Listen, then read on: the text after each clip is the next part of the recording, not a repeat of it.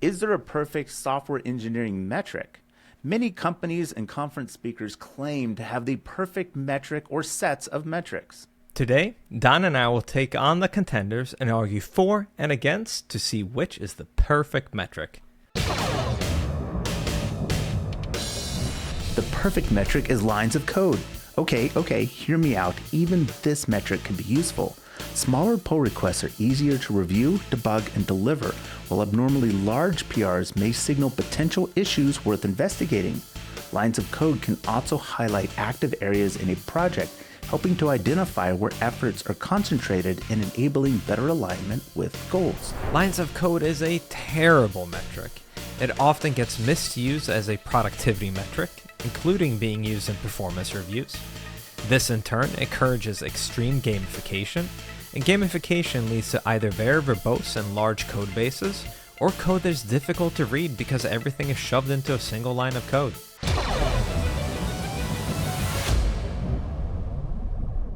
DORA is the perfect set of metrics. DORA emphasizes the balance of shipping smaller things faster while keeping an eye on the impact that changes have on reliability. It brings together development, operations, and SRE teams under a common set of metrics, and it is proven to reduce burnout and increase developer happiness. And it's backed by 10 years of research and implementation, so we know that DORA works. DORA metrics are terrible metrics for an engineering team. First, they were meant for DevOps researchers, not the teams themselves. Second, they were gathered via survey and not actual consistent measurements.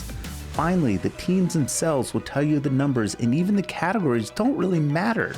Every team shouldn't be elite. To focus on the 4 keys is to miss the whole point of DORA.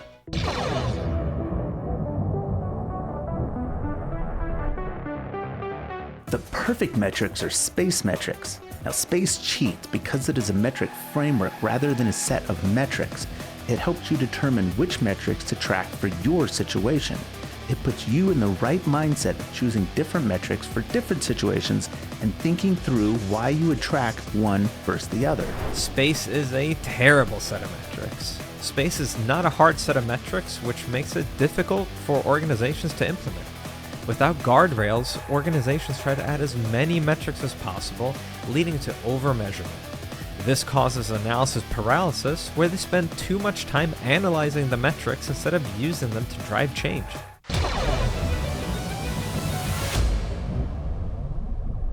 The perfect set of metrics is DX Core 4. They take the bad parts about space, no standard metrics, and they actually give you a key set of metrics to track, no guesswork needed. Each key metric has a set of secondary metrics to help give more context, and that helps with interpretation. And the metrics are also tracked across a few dimensions, which gives a great balance across speed, effectiveness, quality, and impact. DX Core 4 are terrible metrics. By measuring so many things, you're effectively measuring nothing. Furthermore, you'll spend so much time trying to measure all the things, well, unless you buy the product, and probably even then, that you'll miss the most important part of metrics, and that's applying the learnings. DX Core 4 also includes dangerous metrics like pull requests per developer that, despite their warnings, will almost certainly be misused. The perfect metrics are McKinsey Developer Productivity Framework. McKinsey is the only one on this list to recognize the differences of measuring systems, teams, and individuals. By grouping metrics into outcome optimization and opportunities, it provides a more comprehensive view of performance than just focusing on delivery. While it does include a bunch of metrics, it notably does not encourage pull requests per developer at an individual or even team level. McKinsey's Developer Productivity Framework is a terrible set of metrics. The metrics mostly focus on output and activity rather than measuring outcomes. They also tend to focus on individuals and their individual output. The framework even goes as far as to encourage getting rid of non-coding activities, like working with a designer or gathering requirements. Ultimately, this can lead to unhealthy competition, siloed work, and reduced collaboration, which goes against other popular frameworks in the space.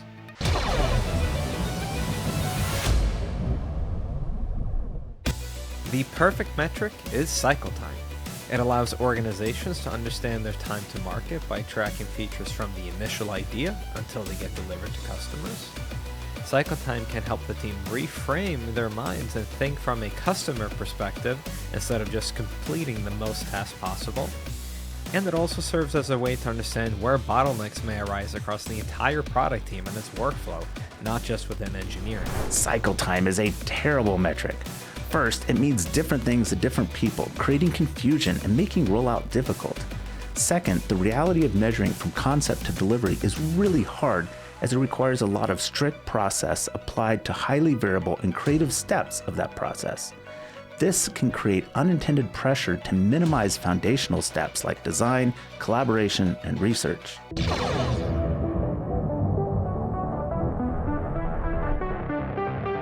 The perfect metric is number of commits. It encourages small, frequent commits and reduces the risk of large and complex changes. These smaller commits enable developers to open up smaller pull requests, which are easier to review and test. A lower number of commits over a time frame can also help highlight things like unclear requirements, bottlenecks in existing processes, and even uncover sources of distraction like too many meetings. Number of commits is a terrible metric. Commits vary widely in style and value. Some developers make many small commits, while others group lots of changes into one. Not all commits are equal. For example, a single critical fix is more valuable than 10 code formatting commits. Cluttered commit histories can also make it harder to understand changes, increasing the cost of rework and knowledge sharing.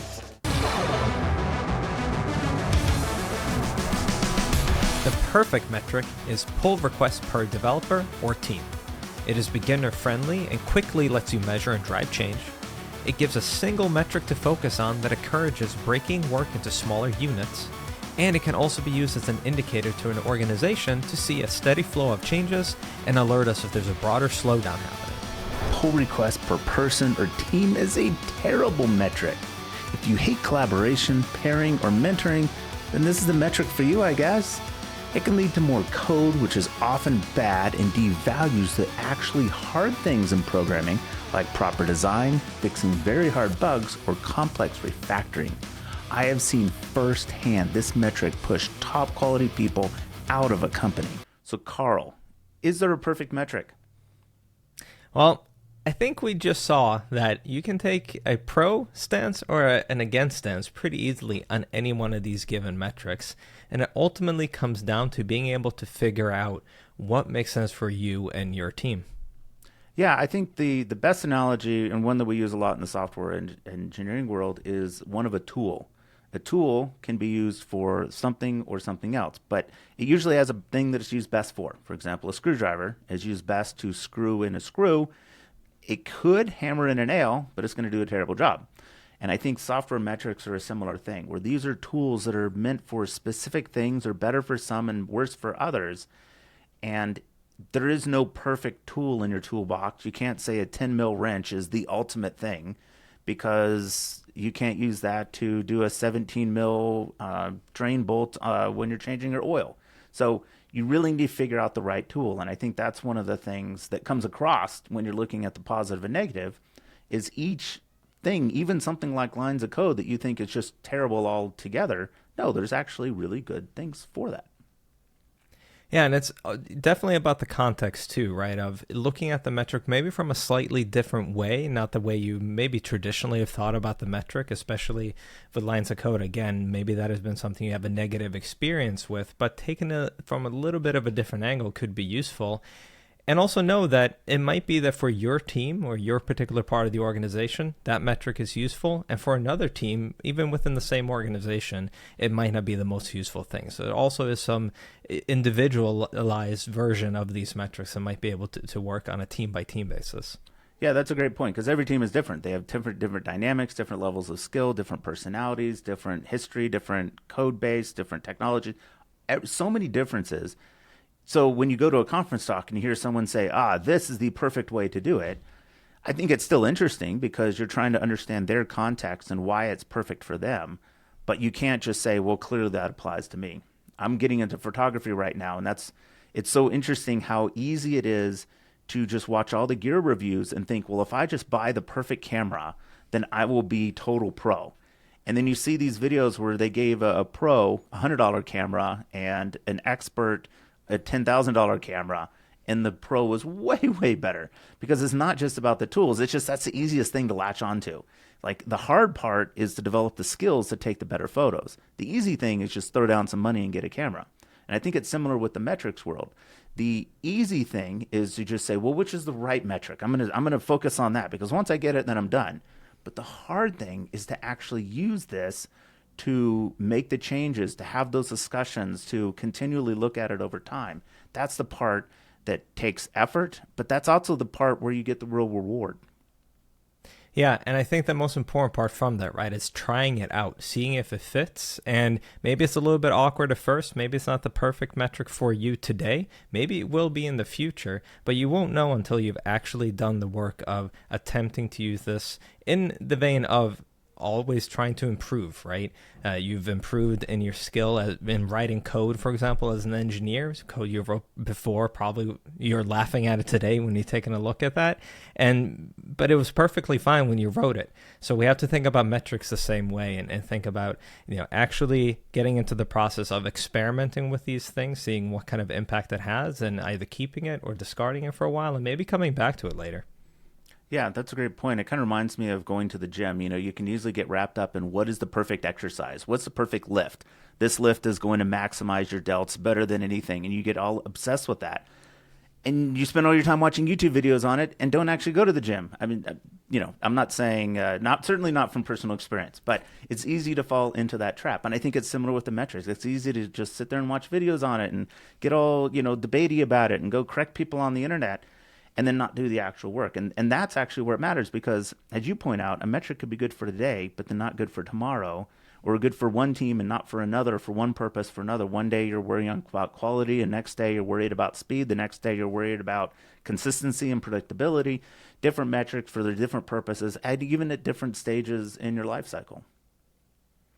Yeah, and maybe it's something that you kind of keep an eye on, but it's just not something you talk about constantly, right? So it's more of a health metric or something in the background. So it doesn't mean that you completely get rid of it, but still, it might come and go.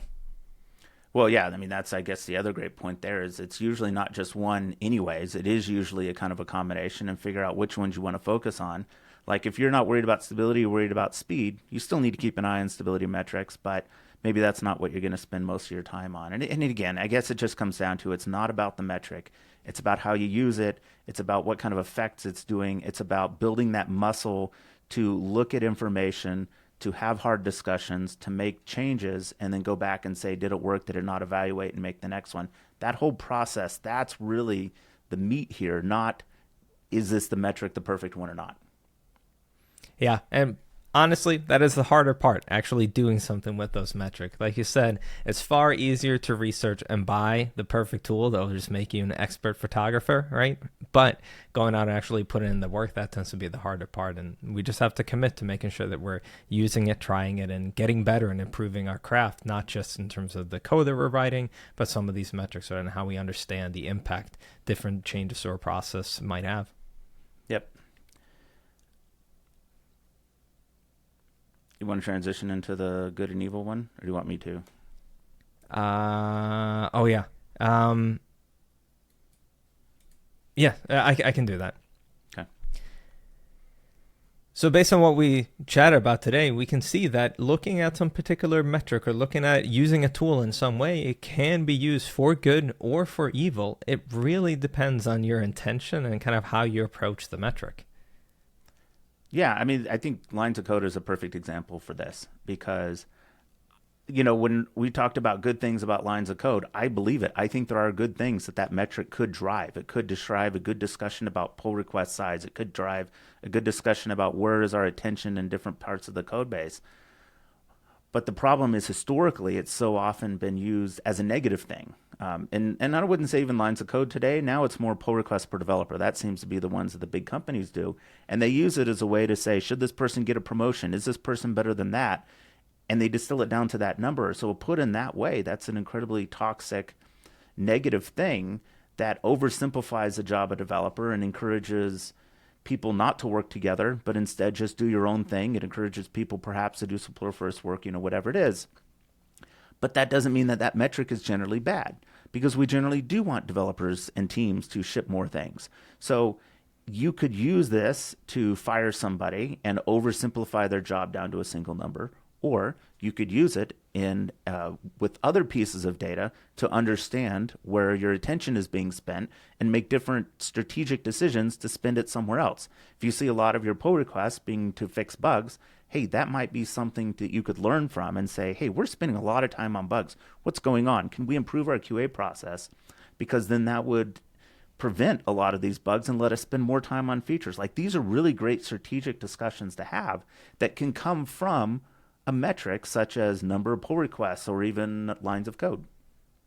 Yeah, and I think setting that tone also just means that when we bring this into our teams, that the team then starts thinking about, well, how can we use this metric? And if it's used for evil, then they think about, how can we gamify this? How can we make sure that I stick over a certain threshold? So it also really, when you introduce the metric into the organization or into your team, that's a critical part of this. And of course, continuously not using it for evil, because otherwise you're going to see the negative effects of that, right? From how folks are exploiting the metric rather than using it to gain understanding of what they're doing and how they might be able to improve.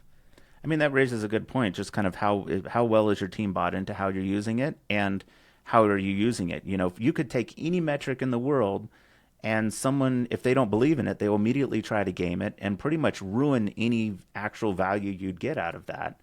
I was just reading something today about someone says, like, oh yeah, on GitHub, you want to have all those squares green to show that you committed every day. Here's my script that I ran for 3 years to make sure that there's a green thing on every square. And it's like, okay, good job.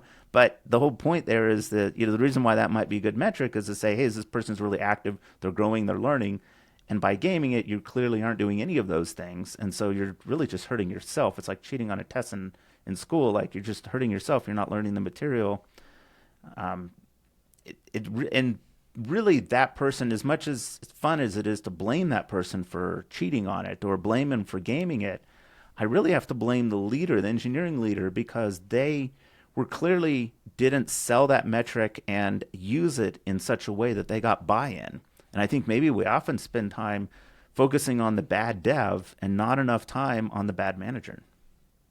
Yeah, exactly. I think, that fun script, I think that's pretty clever. And if anything, that might make me a little bit interested in chatting with that person to see if we can bring them onto our team, because they're just working in the parameters that they were given in the system that they have. And somebody said, hey, this is something good, making sure there's as many green boxes as possible on GitHub. So why not write that script if that's just the check that we need to have? Because we're really not looking into it. We're not having a conversation. We're just looking at that metric, which is a bunch of green squares, and saying, yeah, pass. That's good enough. Yep. I mean, look, I get it. This whole thing is hard. We do want to improve. We do need to measure how well things are going. That is just going to happen. And metrics give this tantalizing, easy answer to it that, as we talked about, can be misused and exploited so many times. I mean, we saw this ourselves. So when we first read the Accelerate book and heard about DORA metrics, we got so excited. Here is a set of metrics that aren't just made up by somebody or some consulting company or something, that actually have research behind it, that have published research where you can examine their methods, tens of thousands of respondents and companies involved, all this information to back a strong correlation of these 4 metrics with high-performing teams. And by high-performing, meaning teams that achieve their business goals. And that's ultimately what we're here for. So we here at Sleuth got all excited about that. Like, oh, here it is. Here is the holy grail, so to speak. We even built an entire product around it because we believed in this thing so strongly.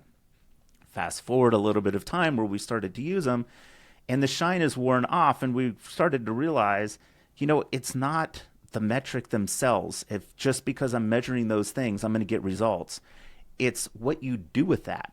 And that's really the hard part. Everything that we've been talking about today, that's the hard part, is taking these pieces of information and having the hard conversations, making the hard decisions, doing the tedious follow-up, making all the little small changes that lead to something bigger. That's the hard part. So I mean, hell, we even took our DORA metrics product that we built around it and changed it into a review product because we believe that strongly. It's not about the numbers. It's not about the perfect metric. It's about how you use it. It's about the conversations that come from it. It's about the changes that come from it. And how do we best facilitate and focus on that? Because that's really the hard problem here.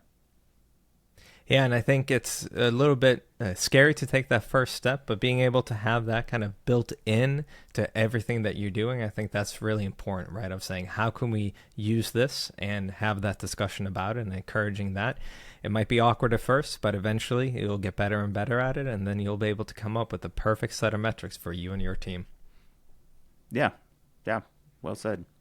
So here's the takeaway. The takeaway here is, don't be obsessed with what the perfect metric is. Think about how you're using it. Continue to use it. If you use a tool like ours, awesome. We'd love to work with you. If you use a Confluence page to really focus conversations about metric, you force your team to look at the dashboard every week. Whatever your answer is, make sure you're using it. Make sure you're putting this into practice because that's where you get the real results. Absolutely. All right. Well, thanks, Carl. And I want to hear from you. Are we right? Are we wrong? Did we miss the perfect metric? Comment below.